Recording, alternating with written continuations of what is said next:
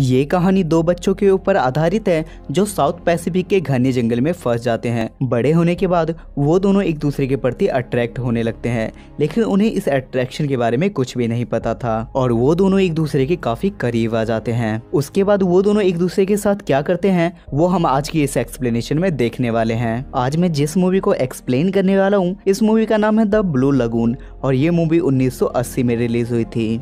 Movie के starting scene में हम एक छोटी सी फैमिली को देखते हैं जो अपने होम टाउन से यूरोप जा रहे थे, जहां हम दो बच्चे 9 साल का रिचर्ड और 7 साल की एमिलिन को देखते हैं। ये दोनों कजन ब्रदर एंड सिस्टर थे और पैडी नाम का आदमी वहां कुकिंग करता था। दैट मीन्स कि वो उस बोट पे खाना बनाने का काम करता था। तभी हम देख पाते हैं कि एमिलिन और रिचर्ड टूथपिक्स देख रहे थे जो पैडी ने छुपा रखा था। पैडी ये देखकर उन पे बहुत तेज चिल्लाता है और तभी वहाँ अचानक से आग लग जाती है और वहाँ भगदड़ मच जाती है। पैडी उन दोनों बच्चों को लेके एक छोटी सी बोट में बैठ जाता है। वहाँ के दूसरे लोग भी बच गए थे और वो लोग दूसरी बोट में बैठ गए थे, लेकिन शिप जलने की वजह से वहाँ चारों तरफ धुआं फैल चुका था और वो सब लोग एक दूसरे से अलग हो जाते हैं। वो लोग अब बीच समुद्र में बिल्कुल अकेले पड़ चुके थे और उन्हें अब उसी बोट पे रात बितानी थी। अगले दिन जब उन बच्चों की आँख खुलती है तो उनके सामने एक ब्यूटीफुल सा आइलैंड होता है। वो जल्दी से पैडी को जगाते हैं। उसे देखकर वो लोग काफी खुश हो जाते हैं क्योंकि उनके पास खाने पीने का भी कोई सामान नहीं था। पैडी जल्दी से अपनी बोट को आइलैंड की तरफ मोड़ लेता है और वो लोग आइलैंड पर पहुंच जाते हैं। वहाँ उन्हें अपनी जरूरत का सारा सामान मिल जाता है जिसके बदौलत वो लोग जिंदा रह सकें। वहाँ पीने का पानी और खाने की कोई कमी नहीं थी। वहाँ एमिलिन को एक रम का ड्रम मिलता है और तभी वहाँ रिचर्ड एक इंसानी खोपड़ी ले आता है, जिसे देखकर पैडी को वहाँ कुछ ठीक नहीं लगता और वो लोग वहाँ से थोड़ा आगे चले जाते हैं। उसके बाद पैडी रिचर्ड को वहाँ सरवाइव करना सिखाता है कि एक इंसान जंगल में अपनी जरूरत कैसे पूरी कर सकता है। एक रात जब बच्चे सो रहे थे तब पैडी को कुछ आवाजें सुनाई देती है और वो आवाजें आइलैंड के उस साइड से आ रही थी। पैडी उस समय उस बात को इग्नोर करता है, लेकिन सुबह होते ही वो वहाँ चेक करने के लिए जाता है, जहाँ उसे मांस का टुकड़ा और खून दिखाई देता है, जिसे देखकर पैडी काफी डर जाता है और डर के मारे वहाँ से भाग जाता है और वो बच्चों को वहाँ जाने से साफ मना कर देता है। उसके बाद पैडी रात को बच्चों के साथ खूब मस्ती करता है क्योंकि उसने काफी ड्रिंक ले रखी थी। अगले दिन पैडी फिर से रम की कैन लेने के लिए दूसरे आइलैंड पर जाता है। जब बच्चों की आंख खुलती है तो वो पैडी को ढूंढने लगते हैं और उन्हें पैडी आइलैंड के उस पार दिखाई देता है और वो पैडी के पास जाते हैं, जहाँ जाते ही बच्चों को पता चलता है कि पैडी मर चुका है, जिसे देखकर बच्चे काफी घबरा जाते हैं क्योंकि उस घने जंगल में उन दोनों के अलावा वहाँ कोई नहीं था। इसके बाद वो दोनों उस आइलैंड को छोड़ के पास के दूसरे आइलैंड पे चले आते हैं, जहाँ रिचर्ड पैडी के बताए हुए सारे तरीकों को अपने यूज में लेता है। अब काफी समय हो चुका था और एमिलिन और रिचर्ड भी काफी बड़े हो चुके थे, जिसके कारण उन दोनों में फिजिकल चेंजेस और एक दूसरे में अट्रैक्शन भी बढ़ रही थी। लेकिन वो दोनों एक दूसरे के लिए अट्रैक्ट क्यों हो रहे थे इसके बारे में उन दोनों को कुछ नहीं पता था। नेक्स्ट मॉर्निंग एमिलिन नहाने जाती है और वो पानी में ब्लडिंग देखती है, जिसके कारण वो जोर से रिचर्ड को आवाज लगाती है, लेकिन बाद में सी रियलाइज्ड कि वो ब्लड उसकी बॉडी से ही निकल रहा है, इसलिए वो रिचर्ड को वहाँ से जाने के लिए बोलती है। दरअसल वो एमिलिन का पहला पीरियड था। उसके बाद रिचर्ड उससे पूछता है कि वो ब्लड कहाँ से आ रहा था, जिस पर एमिलिन बोलती है कि मुझे इसके बारे में कुछ नहीं पता, जिसके कारण रिचर्ड को लगता है कि एमिलिन अब उससे बातें छुपाने लगी है, इसलिए वो उससे गुस्सा होकर वहाँ से चला जाता है। इधर एमिलिन की फीलिंग भी रिचर्ड के लिए बढ़ती जा रही थी, लेकिन वो इस फीलिंग को किसी भी शब्द के माध्यम से बता नहीं पा रही थी। रिचर्ड की अब एक आदत बन चुकी थी। एमिलिन जब भी नहाने जाती थी तो रिचर्ड उसे छुप छुप के देखा करता था और रात को वो दोनों डिनर करके खूब मस्ती करते हैं। कुछ दिन बाद एमिलिन को कुछ ड्रम बजने की आवाजें सुनाई देती है और वो ड्रम बजने की आवाज वहाँ से आ रही थी जहाँ पैडी के साथ ये लोग पहली बार आए थे। उसके बाद एमिलिन जंगल के अंदर जाती है और उसे वहाँ एक मूर्ति दिखाई देती है और उसे वहाँ खून दिखाई देता है, जिसे देखकर डर के वो वहाँ से भाग जाती है। एमिलिन ये सारी बातें रिचर्ड को जाके बताती है। रिचर्ड इस बात पे उस पे बहुत ज्यादा गुस्सा होता है और वो उसे अकेले घूमने के लिए मना करता है। उसी रात एमिलिन को एक डरावना सपना आता है और वो देखती है कि रिचर्ड डूब रहा है और उसकी मौत हो गई है। तभी अचानक उसकी आंखें खुलती है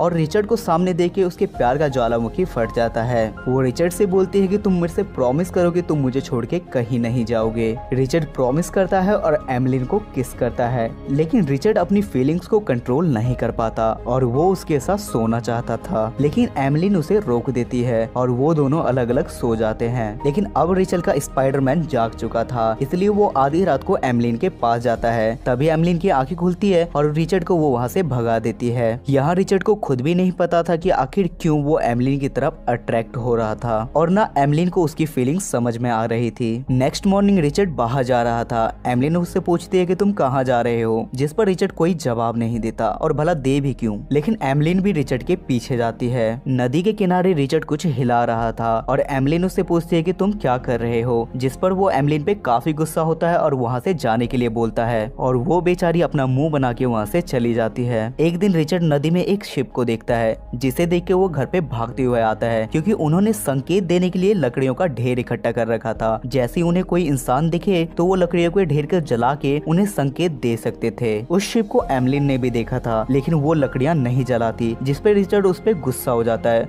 और वो उससे पूछता है कि तुमने ऐसा क्यों नहीं किया, जिस पे एमलिन कोई जवाब नहीं देती। दरअसल एमलिन अब उस पर्यावरण में घुल मिल गई थी और उसे अब ये जगह छोड़ने का मन नहीं कर रहा था, इसलिए उसने ऐसा किया। पर शायद रिचर्ड को वहाँ नहीं रहना था, इसलिए वो अपनी एक छोटी सी नाव बनाता है और वहाँ से अकेले ही जाने लगता है। एमलिन भी काफी उदास हो जाती है क्योंकि रिचर्ड के बिना उसका उस जंगल में कोई नहीं था। तभी रिचर्ड की नाव नदी में थोड़ी ही दूर जाने के बाद टूट के बिखर जाती है और वो डूबने लगती है, जिसे देखकर एमलिन काफी खुश होती है और हंसने लगती है और वापस आने पे वो रिचर्ड का मजाक बनाने लगती है। वो रिचर्ड से बोलती है कि मुझे पता है कि तुम उस दिन नदी के किनारे अकेले में क्या कर रहे थे, जिस पर रिचर्ड बोलता है कि ये गलत बात है, तुम छुप छुप के मुझे देखती हो। जिस पर एमलिन बोलती है कि तुम भी मुझे बिना कपड़ों के छुप छुप के देखते हो। रिचर्ड अपनी छाती पर 2 नारियल लगा के एमलिन का मजाक उड़ाने लगता है, जिससे एमलिन गुस्सा होकर उसके सर पे एक नारियल मारती है और बदले में रिचर्ड भी उसे एक थप्पड़ मार देता है। घर आने पर रिचर्ड एमलिन का सारा सामान घर से बाहर फेंक देता है और वो उसे बोलता है कि ये मेरा घर है, तुम्हारे लिए इस घर में कोई जगह नहीं है और तुम यहाँ से चली जाओ। जिसकी वजह से एमलिन को एक गुफा में रात बितानी पड़ती है। उन दोनों का अलग रहना और अलग खाना सब कुछ अलग अलग हो गया था। एक दिन एमलिन उस मूर्ति पे फूल चढ़ा के आ रही थी क्योंकि उसके हिसाब से वो एक गॉड है। तभी उसका पैर नदी के एक जहरीली मछली पे पड़ जाता है, जिससे वो काफी बीमार पड़ जाती है। एमलिन को ज्यादातर ना देखकर रिचर्ड उससे मिलने के लिए जाता है और वो उसे देख के काफी परेशान हो जाता है। रिचर्ड उससे पूछता है कि आखिर तुम्हें क्या हुआ। एमलिन बताती है कि मेरा पैर एक जहरीली मछली पे पड़ गया था, जिसके कारण मैं बहुत ज्यादा बीमार पड़ चुकी हूँ। एमलिन की यह हालत देख के रिचर्ड काफी परेशान हो जाता है। लड़ाई अपनी जगह, एमलिन रिचर्ड से बोलती है कि मुझे गॉड के पास ले चलो, क्योंकि एमलिन को लगता था कि गॉड उसे ठीक कर देंगे। उसके बाद रिचर्ड उसे वहाँ ले जाता है। कुछ देर आराम करने के बाद सचमुच एमलिन ठीक हो जाती है। ये देखकर दोनों काफी खुश होते हैं और पहले की तरह दोनों टाइम स्पेंड करने लगते हैं। जिस तरह एमलिन रिचर्ड को खोना नहीं चाहती थी, ठीक उसी तरह रिचर्ड भी अब एमलिन को खोना नहीं चाहता था। एक दिन दोनों साथ में फ्रूट्स खा रहे थे और बातें ही बातों में वो दोनों एक दूसरे को किस करते हैं। रिचर्ड अपनी फीलिंग को कंट्रोल नहीं कर पाता, लेकिन इस बार एमलिन भी उसे मना नहीं करती और वो दोनों पहली बार शारीरिक संबंध बनाते हैं और इसके बाद वो दोनों अक्सर रोमांस करने लगे थे।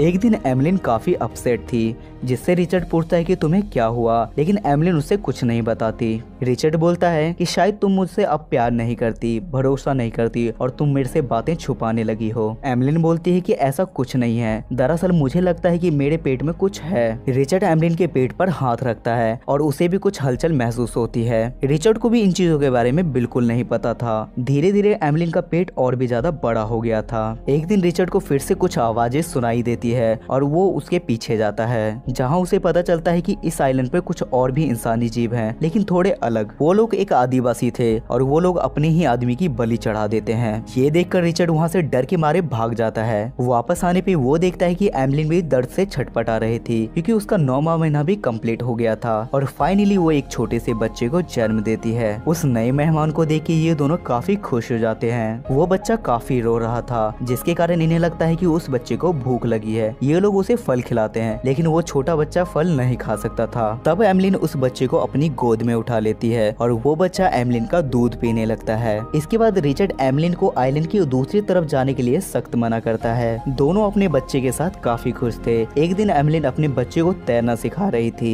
और वो बच्चा तैरना भी सीख गया था। एक दिन रिचर्ड के पापा वहाँ से शिप लेके जा रहे थे। वो रिचर्ड को देख लेते हैं, पर उन्हें लगता है कि ये कोई जंगली आदमी है, इसलिए वो शिप को मोड़ लेते हैं। रिचर्ड और एमलिन ने भी उस बोट को देखा था, पर वो वापस नहीं जाना चाहते थे। उसके बाद रिचर्ड और एमलिन पुराने आइलैंड पे जाते हैं, जहाँ वो सबसे पहले पैडी के साथ आए थे, जिसे देखकर उन दोनों की पुरानी यादें ताजा हो जाती है। इधर ये छोटा बच्चा जहरीली बेरी तोड़ के बोट के अंदर रख देता है। लौटते समय वो बच्चा बोट की पतवार को नीचे गिरा देता है। एमलिन उसे उठाने की काफी कोशिश करती है बट कोई फायदा नहीं होता। तब रिचर्ड उसकी वहाँ हेल्प करने के लिए आता है, लेकिन तभी रिचर्ड के पीछे एक शार्क लग जाती है। उसे बचाने के लिए एमलिन दूसरी पतवार भी शार्क को फेंक के मारती है और अब वो हेल्पलेस हो चुके थे। उनके पास कोई भी ऐसी चीज नहीं थी जिसकी मदद से वो लोग आइलैंड के पास पहुंच सके। वो लोग समुद्र के बीच में पहुंच चुके थे और उनके पास कोई भी खाने पीने का सामान भी नहीं था। भूख के मारे वो बच्चा बेरी खा लेता है, जिसे देखकर एमलिन काफी डर जाती है, लेकिन अब उसका कोई फायदा नहीं था। इसलिए एमलिन और रिचर्ड भी उस बेरी को आधा आधा बांट लेते हैं। वो दोनों डिसाइड करते हैं कि वो दोनों इस बच्चे के साथ ही अपने जीवन को त्याग देंगे और वो दोनों भी बेरी खा लेते हैं। तभी वो दोनों देखते हैं कि उस बच्चे पे बेरी का कोई असर नहीं हुआ है और वो बच्चा आराम से सो रहा था। और तभी रिचर्ड के पिता को बीच समुद्र में रिचर्ड की नाव दिखाई देती है और वो लोग वहाँ पहुँच के उन लोगों को बचा लेते हैं और सब लोगों की जान बच जाती है। सो गाइस, आई होप कि आपको आज की एक्सप्लेनेशन पसंद आई होगी। और इस मूवी की IMDb रेटिंग है 5.8 स्टार्स आउट ऑफ 10 और इसे गूगल यूजर ने 83% लाइक किया है। अगर आपको एक्सप्लेनेशन अच्छी लगती है तो मेक श्योर आप चैनल को सब्सक्राइब करके बेल नोटिफिकेशन जरूर ऑन करना। तब तक के लिए स्टे सेफ, स्टे हेल्दी।